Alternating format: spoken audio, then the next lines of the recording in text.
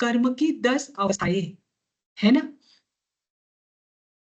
कर्म की 10 अभी आपको दिखता है क्या, मुझे बता देना एक बार के लिए।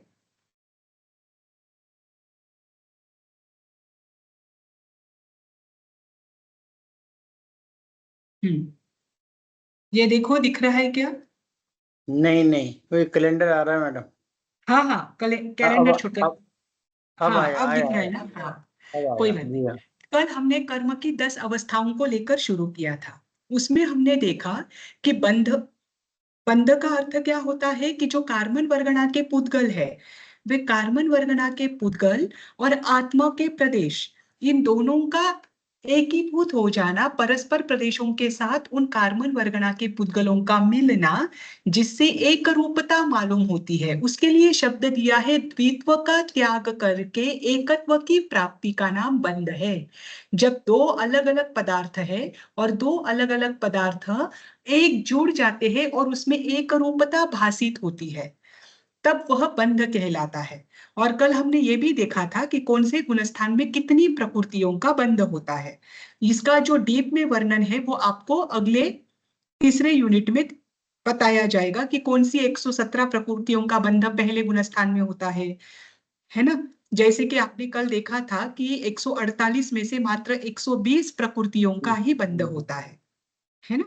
तो वो आपको तीसरे मॉड्यूल में आएगा। फिर उसके बाद हमने दूसरा देखा था सत्ता। जब तक कर्म जो बंधे हुए हैं, उनका बंधन के बाद से, बंधने का पहला समय और उसके बाद से यानी दूसरे समय से लेकर फल देने के पहले समय तक, जब कर्म कार्बन वर्गना के पुद्गल आत्मा से जुड़े हुए रहते हैं, कर्म से आत्मा से वे कर्म रूप में जुड़े हुए रहते हैं, अपना अस्तित्व बनाए रखते हैं, तब उसे सत्ता कहा जाता है। ठीक। और सत्ता में सारी की सारी प्रकृतियां होती है। जैसे पहले से लेकर जो 8वें गुणस्थान हैं, उनके सत्ता के बारे में यहाँ पर बताया है कि पहले गुणस्थान में सत्ता के रूप में 148 प्रकृतियां होती है, दूसरे गुणस्थान में 3 प्रकृतियां कम हो जाती है तो 145 प्रकृतियां होती है, तीसरे गुणस्थान में 147 होती है, पुनः 2 बढ़ जाती है मिश्र वाली। तो ऐसी सत्ता में 148 प्रकृतियां होती है। ठीक। फिर हमने कल देखा था उदय। द्रव्य क्षेत्र काल और भाव के अनुसार जो कर्मों का फल मिलता है, यानी कर्मों का फल द्रव्य क्षेत्र काल भाव के अनुसार उस जीव को मिलना, वह उदय कहलाता है। जब कर्म अपना फल देने के लिए समर्थ हो जाते हैं, तब वह उदय कहा जाता है ना। और जैसे ही उदय अवस्था पार हो जाती है, वे कर्म जो है वे आत्मा से झड़ जाते हैं। ठीक। अब उसके बाद था उत्कर्षण। उत्कर्षण पर हम आए थे। जैसे कर्मों की स्थिति और अनुभाग है, कर्म के प्रदेश और उसकी प्रकृति नहीं, कर्म की जो स्थिति है और उसके रस देने की जो क्षमता है, इन दोनों में वृद्धि होना। 4 प्रकार के बंध हमने देखे थे शुरुआत में, हमने वो भी है कि प्रकृति बंध क्या है, स्थिति बंध क्या है, प्रदेश बंध क्या है, अनुभाग बंध क्या है ना। प्रकृति है कर्म का स्वभाव, प्रदेश है कर्म का परिमाण, परंतु स्थिति और अनुभाग जो है वो कर्म कितनी तरतमता के साथ, किस किस रस के साथ आपसे जुड़ा हुआ है, उसका रस कैसा है और उसकी स्थिति कितनी लंबी है, इन स्थिति और इनके रस में जो वृद्धि होती है वो कहा जाता है उत्कर्षण। ध्यान रखना, प्रकृति और प्रदेश इसमें नहीं होता, इसमें मात्र स्थिति बढ़ सकती है या फिर उसका रस कम ज्यादा हो सकता है। इसी के लिए आपको उदाहरण दिया है कि किसी मनुष्य या तिर्यंच ने सौधर्म स्वर्ग के 2 सागरूपम की आयु का बंध किया। ध्यान रखना, उन्होंने देवगति का आयु बांधा, देवगति में भी उन्होंने 2 सागरोपम की आयु बांधी, लेकिन उसके बाद भी उनके इतने जो परिमाण है, आत्मा के परिणाम है, वे इतने उत्कृष्ट होते गए कि वो 2 सागरोपम प्रमाण की जो आयु है वो 22 सागर में बदल गई। उसका उत्कर्षण होते हुए उन्होंने 16वें स्वर्ग जो है या श्वेतांबर परंपरा के अनुसार 12वां देवलोक जो है वहां के 22 सागर की आयु बांध ली।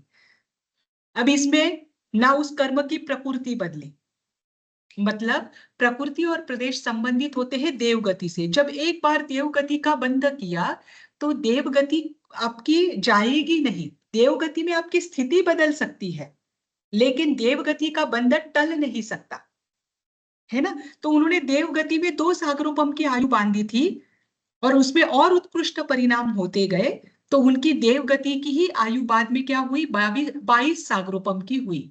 इस कर्म की अवस्था को उत्कर्षण कहा जाता है, जिसमें बदलाव किसमें आ सकता है, स्थिति में आ सकता है और अनुभाग में आ सकता है। ठीक, उसकी प्रकृति में कोई बदलाव नहीं आएगा। ऐसा नहीं होगा कि देवगति की आयु बांधी तो उसमें उत्कृष्ट परिणाम होते होते होते होते उन्होंने सिद्धत्व को प्राप्त किया, ऐसा नहीं होगा।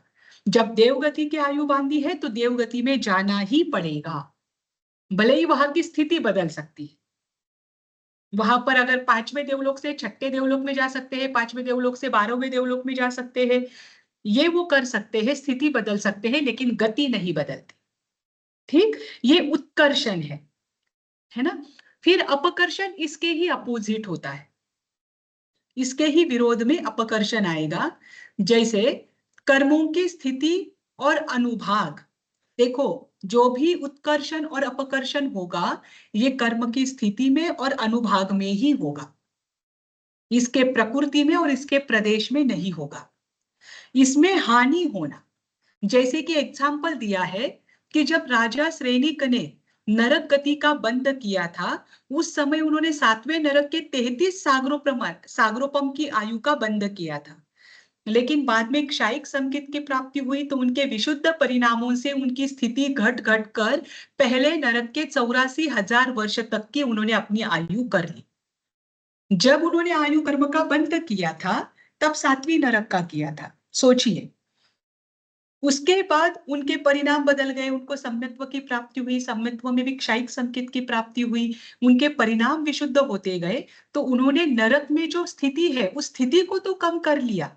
वहां का जो अनुभाग है, रस है, 7वें नरक में जितने उत्कृष्ट परिणाम के साथ उनको फल भोगने थे, उन परिणामों को निकृष्ट कर लिया। वहां पर अब उनके इतने परिणाम नहीं रहेंगे, जो कि 7वीं नरक की अपेक्षा प्रथम नरक के कम है ना। तो वहां पर उन्होंने स्थिति और अनुभाग में हानि कर दी, लेकिन गति नहीं बदली। जिस गति का एक बार बंध किया है उस गति को भोगना ही भोगना है। तो 33 सागरोपम आयु से वो 84,000 वर्ष की आयु में आ गए। तो अभी श्रेणिक राजा की क्या है आयु, 84,000। 84,000 वर्ष। ये उन्होंने क्या किया, अपकर्षण किया, है ना। फिर उसके बाद आता है उदीरना। उदीरना आपको पता है क्या अर्थ होता है उदीरना का? बाद में उदय में आने वाले कर्मों को पूर्व में ही उसको खींच के लेके आ जाते हैं। बराबर, उपाय विशेष करके उनको पहले ही क्या करना, खींच कर उनको फल भोग लेना, उसको पहले ही क्षय कर देना, है ना, या झड़ा देना, ये उदीरना कहलाता है। देखो जिन कर्मों का उदय, मैम एक प्रश्न है यहाँ, आपने उद्वर्तन अपवर्तन के लिए बोला, तो जब हम आयुष्य कर्म का बंधन करते हैं ना मैम, तभी हमारी स्थिति भी तो फिक्स हो जाती है। हाँ, तब स्थिति जो फिक्स होती है उसमें बदलाव हो सकता है, हो सकता है, और नरक गति का भी बदलाव हो सकता है, ऐसा जी हो सकता है। वही तो उत्कर्षण और अपकर्षण है।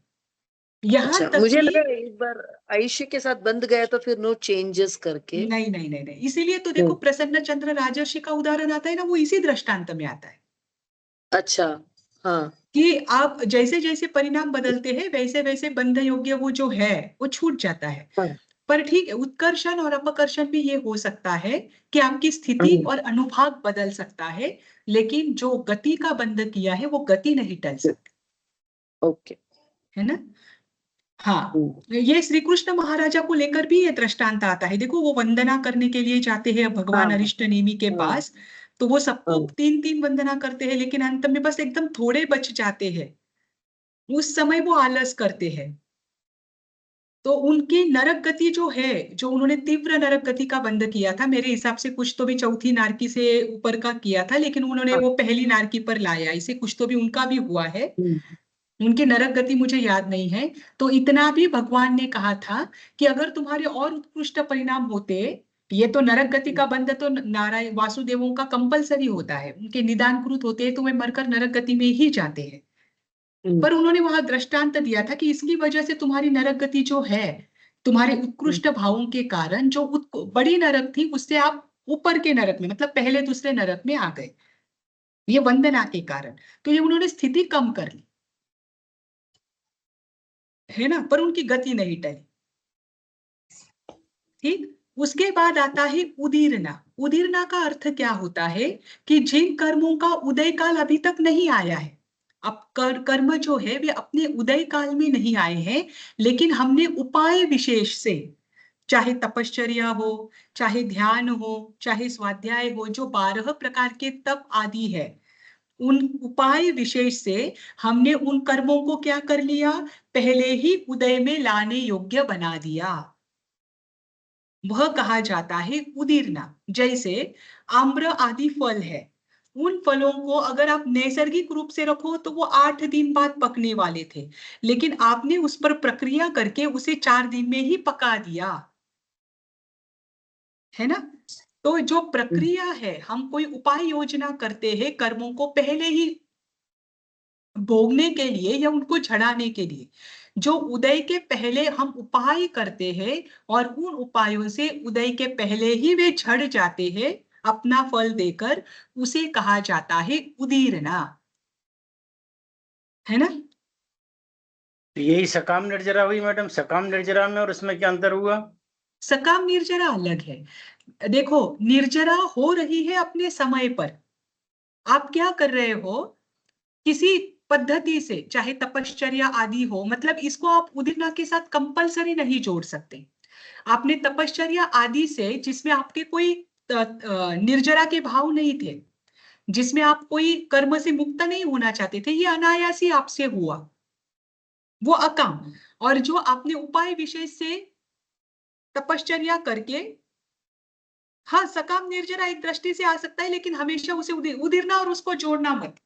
अभी देखो मैं ही कंफ्यूज हो गई आपका सुनकर। देखो देखो, नहीं सकाम चीज तो निर्जरा वही का है। अर्थ क्या होता है, देखो पहले उसका अर्थ समझिए।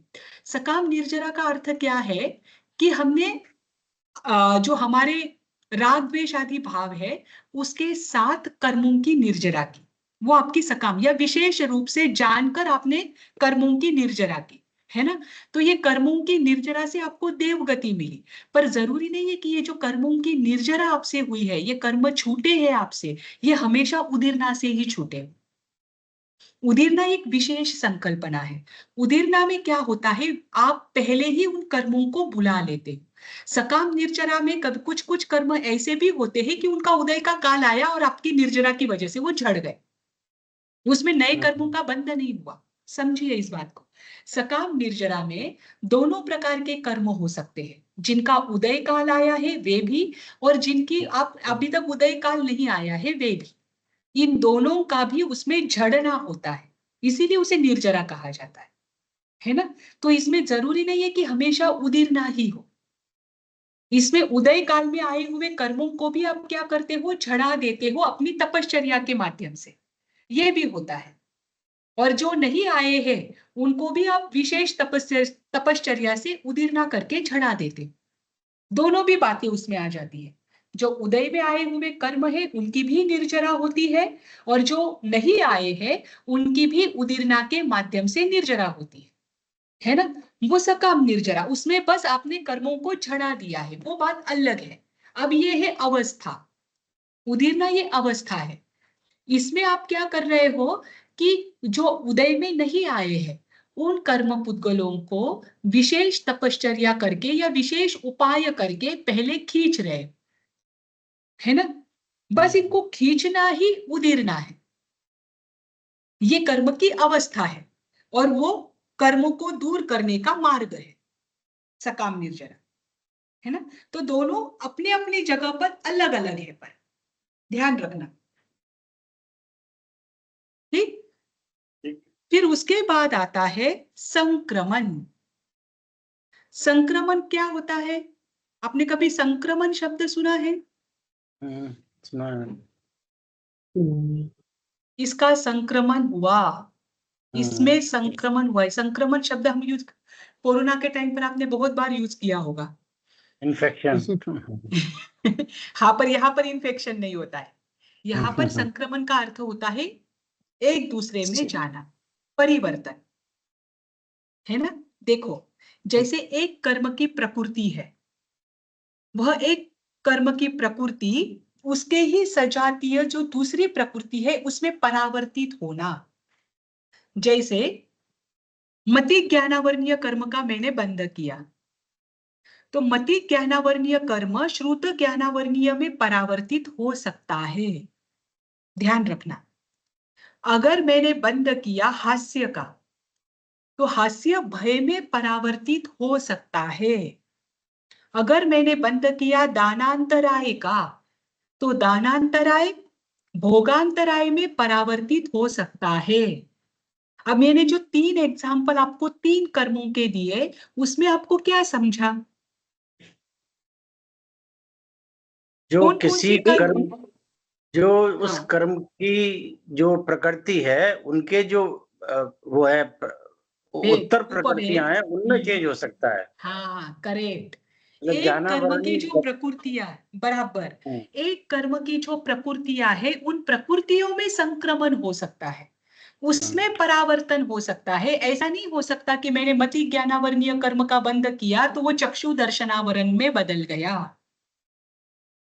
कर्म में बदलाव नहीं आता, ध्यान रखना। मैंने बांधा ज्ञानावर्णीय कर्म है, और आप कहोगे कि ज्ञानावर्णीय कर्म दर्शनावर्णीय में संक्रमित होगा क्या? नहीं। एक कर्म दूसरे कर्म में संक्रमित नहीं होता है, उसमें परावर्तन नहीं आ सकता है। परिवर्तन कहाँ होता है? ज्ञानावर्णीय कर्म की ही प्रकृति है, तो उस कर्म की प्रकृति का ज्ञानावर्णीय कर्म के ही अन्य प्रकृतियों में संक्रमण हो सकता है। अंतराय कर्म की ही प्रकृति का अंतर, जो इसीलिए तो सजातीय कर्म शब्द दिया है। सजातीय कर्म यानी समान जाति वाला कर्म। दानांतराय और भोगांतराय ये सजातीय है, ये दोनों भी अंतराय कर्म के भेद है। तो वो जो उसके भेद है उनमें ही संक्रमण हो सकता है ना। संक्रमण का अर्थ है परिवर्तन। यह संक्रमण किसी मूल प्रकृति में नहीं होता, यानी मूल जो कर्म है उनका संक्रमण नहीं होता। संक्रमण हमेशा उत्तर प्रकृतियों में, जब भी होता है संक्रमण, ये उत्तर प्रकृति में ही होगा। ठीक, ये संक्रमण के 5 प्रकार है। ये आपको इतना डीप में नहीं है, पर 5 प्रकार सुन लीजिए। उद्वेलन संक्रमण, विध्यात संक्रमण, अध प्रवृत्त संक्रमण, गुण संक्रमण और सर्व संक्रमण। गूगल पर इनके अर्थ ढूंढना। ये एक्चुअली आपके स्टडी मटेरियल में नहीं है, ये आपको रखना नहीं है, ये पेपर में नहीं आएगा, पर ये क्यों, संक्रमण समझने के लिए इनको ढूंढना है ना। अभी उसके बाद आता है उपशम। उपशम का अर्थ क्या होगा? आपने आज तक उपशम सुना, क्षय सुना, क्षयोपशम सुना, तो उसमें आपने उपशम का अर्थ क्या कर लिया? दबना। बराबर, दबना। और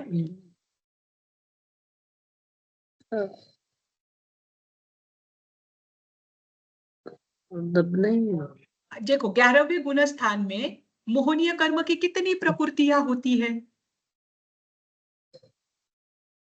कोई भी नहीं 16 में से सत्ता में होती है ना, 11 इसलिए तो होती है 11वें, ना, देखो कोई भी नहीं होती तो 11वें गुण स्थान वाला गिरता ही नहीं, है ना। एक वो नहीं, रहती होगी 28 मैडम। की 28 होती है। 28 11वीं, के 28 इसलिए तो वो होते पहले गुण स्थान में भी तो जा सकता है।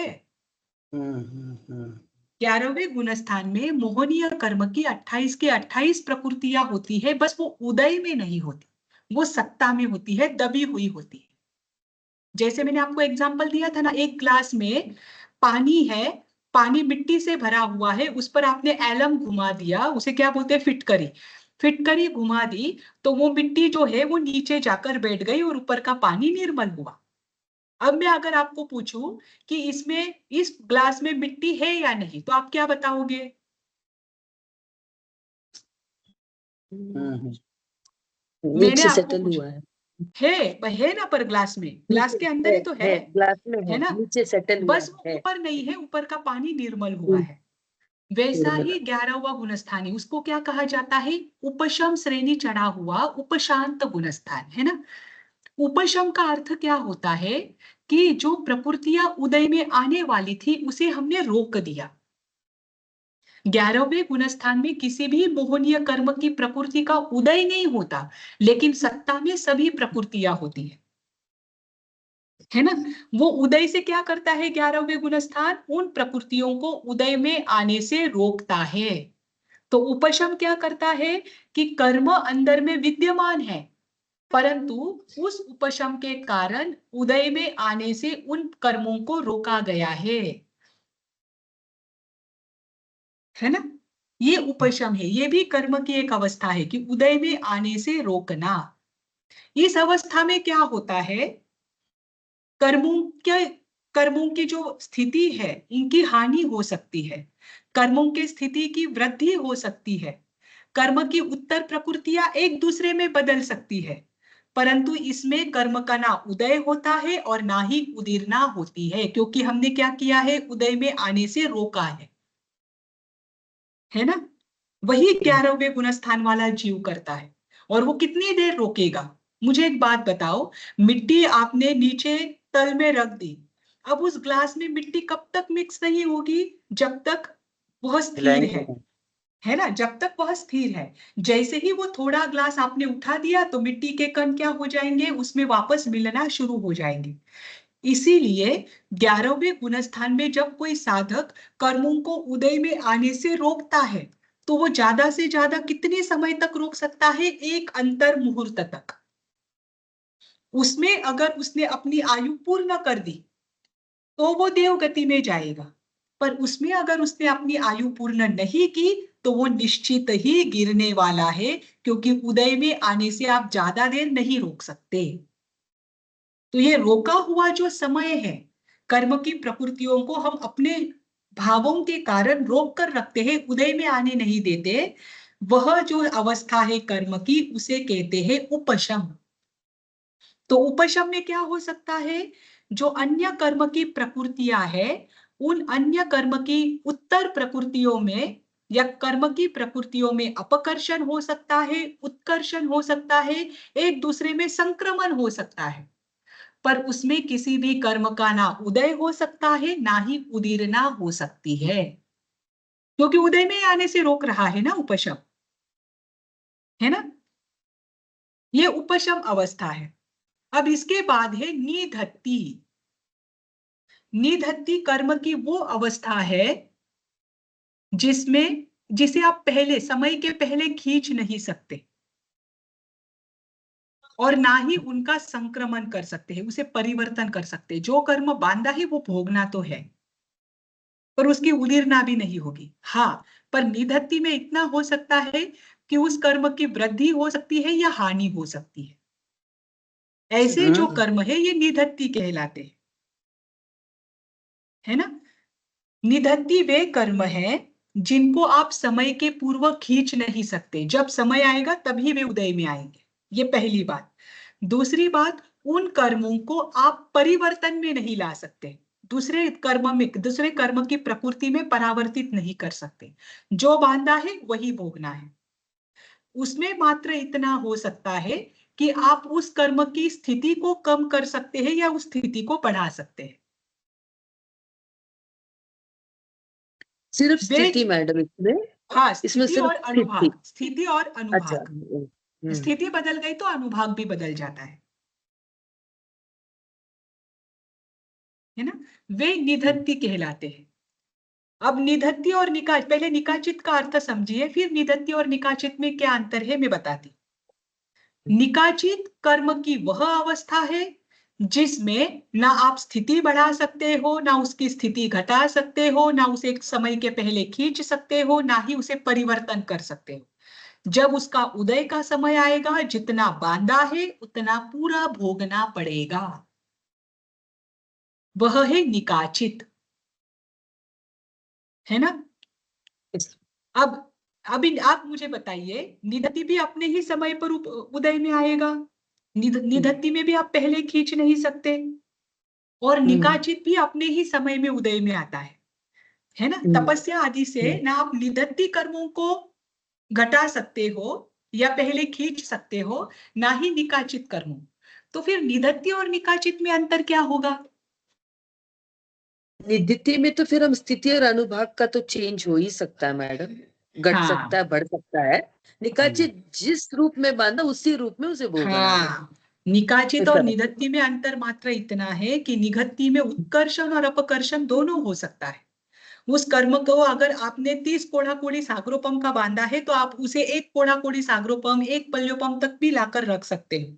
निधत्ती में भोगना तो आपको वो कर्म है, लेकिन उसकी स्थिति और उसका रस ये आप कम कर सकते पुरुषार्थ से, है ना। जैसे नरक गति है, नरक गति एक दृष्टि से उनके लिए निधत्ती का कर्म है, निधत्ती का बांधा है।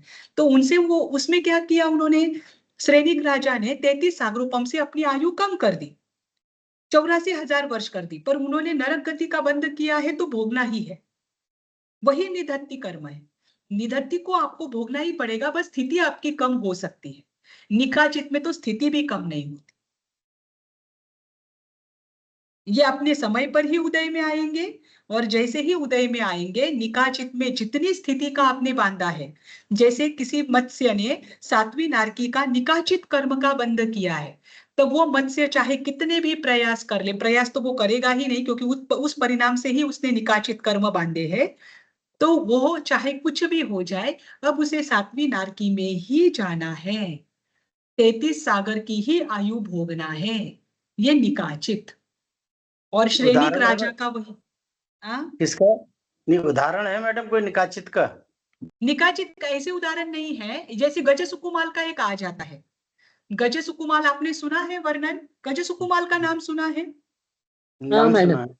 हाँ, गज सुकुमाल ने ऐसा कहा जाता है, इसे उनके जन्मों को लेकर अलग अलग मत चलते हैं। कोई कहता है 99 लाख वर्ष पूर्व, 99 लाख भव पूर्व, कोई कहता है 9 लाख भव पूर्व, पर लाखों भव पूर्व जो उन्होंने कर्म बांधा था, वो कर्म उनके गज सुकुमाल जो उनका भव था, उस भव में उदय में आए और उनको वो भोगना ही पड़ा। तो उसे लेकर आचार्यों का मत है कि उस समय उन्होंने निकाचित कर्म का बंध किया था। गज सुकुमाल के लिए ये वर्णन आता है।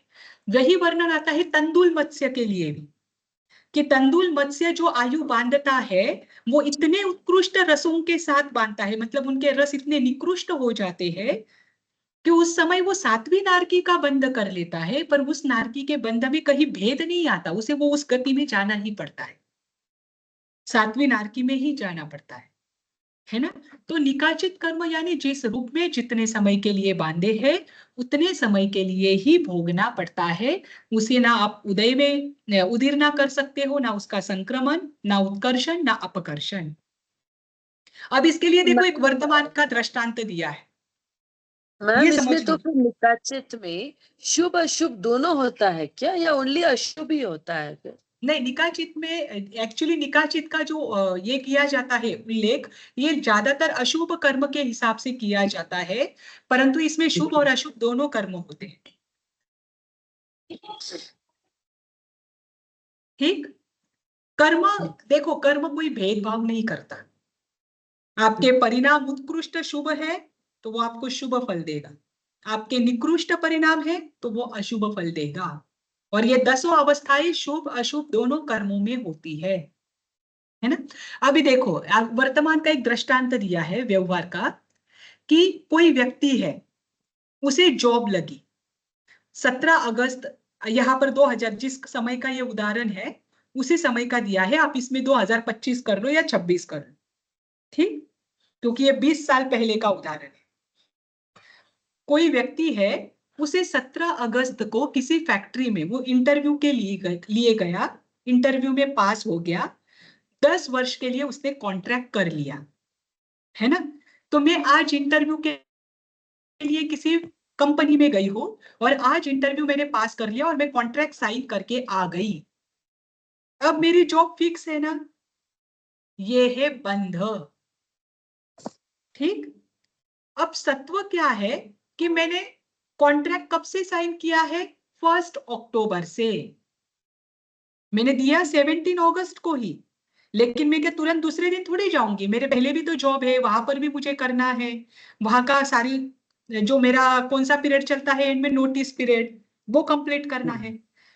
तो अब मेरा जो जॉब रहेगा वो जॉब कब से कब तक रहेगा? 17 अगस्त को मैंने साइन किया और 1 अक्टूबर से मेरा जॉब शुरू होना है। तो 1 अक्टूबर से 10 साल कितने होंगे? 1 अक्टूबर 2025 से 10 साल कब पूरे होंगे? 1 अक्टूबर 2035 को। तो मैंने 17 अगस्त से लेकर 1 अक्टूबर 2035 यहां तक का जो मेरा पूरा बांधा हुआ है, ये है सत्व। ध्यान रखना, बंध और सत्व, इन चीजों को समझो। तब तक रहेगा, बंध तो एक ही दिन का है। सत्व कहां से कहां तक है? 17 अगस्त से लेकर 1 अक्टूबर 2035 तक। ठीक। अब उदय कब आएगा? कब उदय में आएगा? 1 मैंने अक्टूबर जो, को। हाँ 2 अक्टूबर को, मतलब 1 अक्टूबर से मेरा अगर ज्वाइन होना है तो 1 अक्टूबर से, और अगर 2 अक्टूबर तक से ज्वाइन होना है तो 2 अक्टूबर को मेरा उदय में आएगा। तो 2 अक्टूबर को मैंने फैक्ट्री में या कंपनी में जाना शुरू किया। जिस दिन मैं जाना शुरू करूंगी मेरा क्या है? वो उदय है। ठीक। फिर उपशम क्या रहेगा? मैं कंपनी में गई, उपशम क्या करता है? कर्मों को उदय में नहीं आने देता है ना। अब कर्मों का मेरा यहाँ पर जॉब मुझे लगा है, तो जॉब का उदय में आना यानी क्या? मुझे काम पर लग जाना, मेरा काम का पहला दिन यानी उदय है। अब उपशम क्या करेगा? मुझे अंदर जाने ही नहीं देगा। मैं बाहर गई, कंपनी के वहां में पहुंच गई, लेकिन कंपनी को थी ताला लगा हुआ था, है ना, और चाबी किसी के पास नहीं थी, तो मुझे रुकना पड़ा। मुझे मेरा काम शुरू ही नहीं होने दिया। किसने नहीं होने दिया? उपशम ने। कर्मों को अपना काम करने ही नहीं दिया। उसका उदय आने का समय है लेकिन उपशम ने रोक कर रखा। ठीक। फिर आया उदीरना। उदीरना का अर्थ क्या है कि मुझे 2 अक्टूबर को जाना था कंपनी में, लेकिन मेरे जो वहां के बॉस है उन्होंने मुझे एक दिन पहले ही बुला लिया, क्योंकि तुम एक दिन पहले ही आ जाओ, तुम्हारी सबके साथ पहचान हो जाएगी। तो 2 अक्टूबर से मुझे जाना था लेकिन मैं 1 अक्टूबर को ही चली गई। वैसे ही कर्म 2 अक्टूबर को उदय में आने वाले थे, लेकिन मैंने उसे 1 अक्टूबर को ही भोग लिया। ये है उदीरना, है ना। फिर उसके बाद अपकर्षण। अपकर्षण में क्या हुआ? मैंने 10 साल का कॉन्ट्रैक्ट किया, लेकिन 9 वर्ष के बाद मैंने कॉन्ट्रैक्ट एंड कर दिया लीगली। 9 वर्ष में ही मैंने उनको रिक्वेस्ट की कि मुझे इससे ज्यादा अच्छा जॉब मिला है, या मुझे कोई और जाना है, मुझे दूसरे देश में शिफ्ट होना है, प्लीज आप इस कॉन्ट्रैक्ट को एंड कर दीजिए। तो लीगली हमने 9 वर्ष में ही उसे एंड कर दिया। जो 10 साल की स्थिति थी उसे 9 साल कर दी। वो है अपकर्षण। अब बॉस को मेरा काम इतना अच्छा लगा कि उन्होंने कहा कि अरे जब तक तुम्हारे जैसा नहीं मिलता है तुम 1 साल और रह लो। अब रिलेशन भी अच्छे बने हैं कि उनके लिए मुझे 1 साल और बढ़ाना पड़ा। 10 साल का कॉन्ट्रैक्ट था लेकिन मैं 11 साल रुक गई। तो ये ऊपर का जो 1 साल है ये क्या है? उत्कर्षण, है ना। अब संक्रमण क्या होगा? मैं एक कंपनी में हूं लेकिन उस कंपनी के मार्केट में बहुत सारी कंपनियों के साथ कॉन्ट्रैक्ट है, उनके कॉन्टैक्ट है, उनके अच्छे रिलेशन है। दूसरे कंपनी ने कहा अरे तुम्हारे पास ये जो व्यक्ति है ये बहुत अच्छा है, इसे थोड़े दिन के लिए मेरे पास भेजो, या इसके बाद उसे मेरे पास भेजो, उसे कहीं और जाने मत देना। तो उन्होंने क्या किया? मुझे एक कंपनी से दूसरी कंपनी में भेज दिया काम करने के लिए। सेम कंपनी, तो मैं दूसरे कंपनी में काम करने के लिए गई, तो यह है संक्रमण। निधत्ती यानी, निधत्ती यानी 1 अक्टूबर तक ना मैं जॉब पर गई, ना मैं दूसरी कहीं और गई।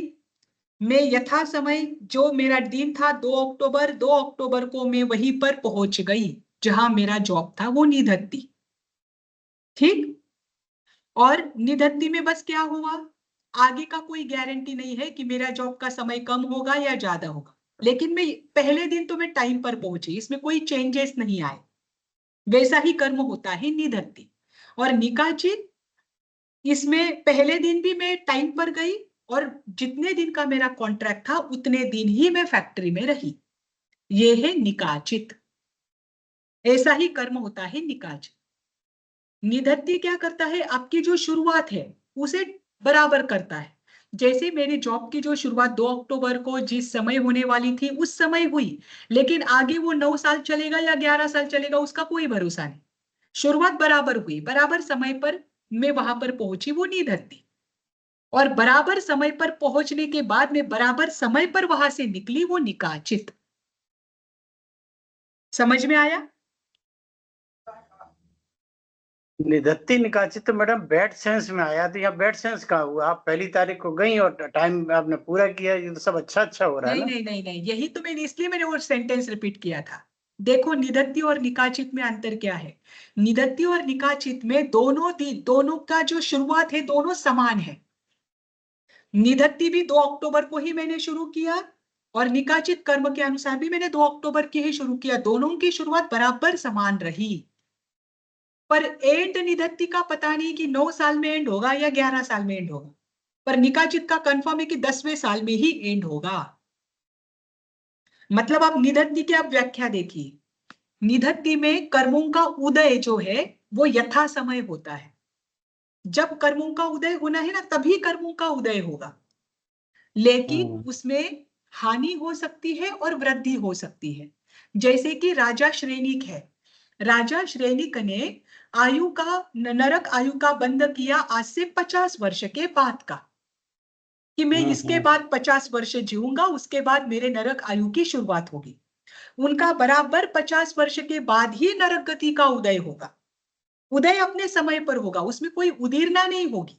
वो समय से पहले नरक की आयु को नहीं भोगने के लिए जाएंगे।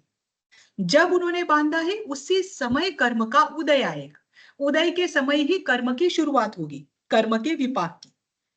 पर उन्होंने क्या किया था, जब बांधा था तब उन्होंने स्थिति कितनी बांधी थी, 33 सागरूपम की।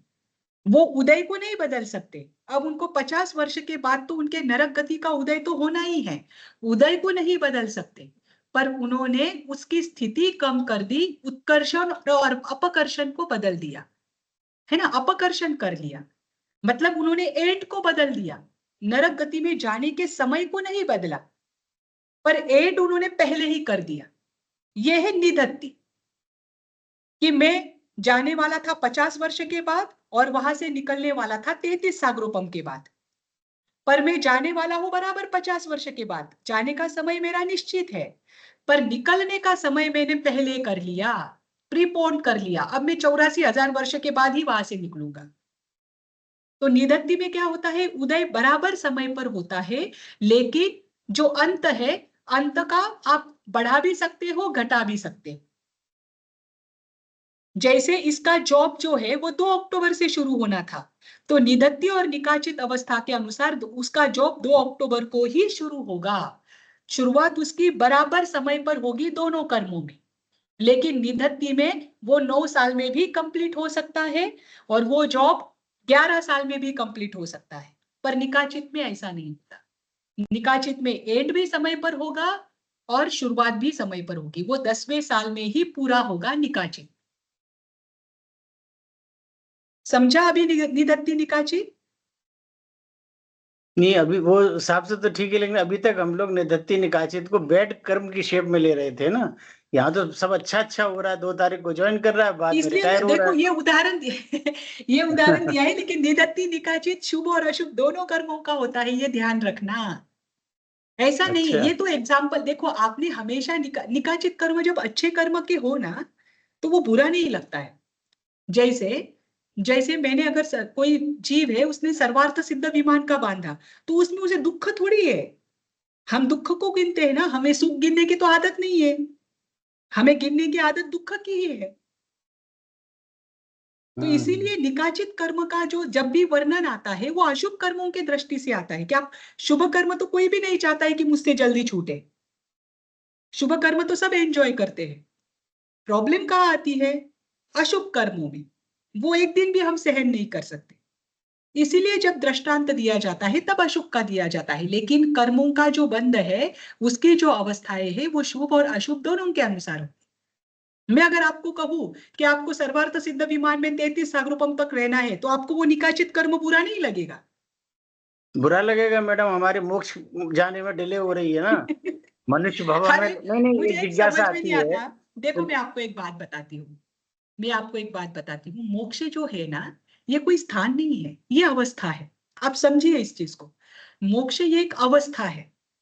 आप यहाँ रहकर अगर स्वयं को हल्का समझ रहे हैं, मुक्त समझ रहे हैं, निर्लिप्त हो रहे हैं, तो आपको कोई फर्क नहीं पड़ेगा कि आपको नरक में बिठाया है, मनुष्य में बिठाया है या देवगति में बिठाया है। आपको इससे कोई फर्क नहीं पड़ेगा, क्योंकि आप अंदर से निर्लिप्त हो रहे हैं। आप समय के प्रवाह के साथ चल रहे हैं, है ना? मुझे एक बात बताओ, मोक्ष को लेकर आप क्या समझते हो कि लोकाग्र के भाग पर जाना तो वहां पर हो जाएगा? कि वहां पर कोई सुख अलग से नहीं है, वहां पर दुख का अत्यंतिक अभाव है, दुख वहां पर हो ही नहीं सकता, इसीलिए वहां सुख है। आप इस कॉन्सेप्ट को समझिए। मोक्ष ये हमारे आत्मा की अवस्था है।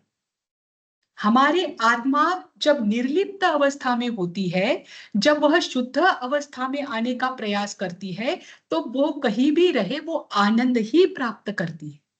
जैसे सर्वार्थ सिद्ध विमान में सारी ऐसी आत्माएं हैं जो इतने उत्कृष्ट परिणाम पर पहुंच गए थे कि उनको 5 ह्रस्व अक्षरों के उच्चारण में जितना समय लगता है, उतनी थोड़ी सी आयु अगर उनको मिल जाती, तो वो वहां से 12 योजन ऊपर होते, वो लोकाग्र पर होते, है ना?